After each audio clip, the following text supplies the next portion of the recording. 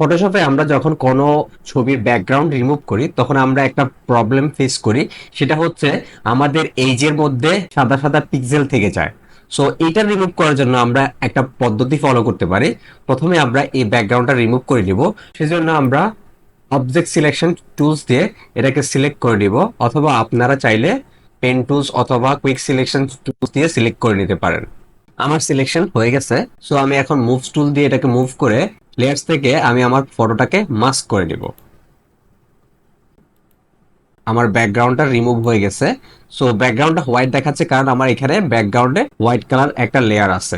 এরপর আমি এই হোয়াইট কালার লেয়ারটাকে পেন বাকেট টুলস দিয়ে ব্ল্যাক কালারটা দিয়ে দিব।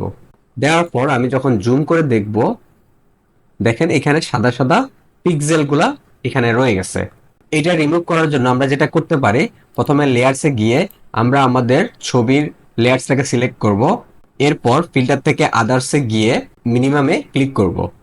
ক্লিক করার পর দেখতে পাচ্ছেন এটা অটোমেটিকলি চলে গিয়েছে। এখন আপনি ওকে দিয়ে দেন।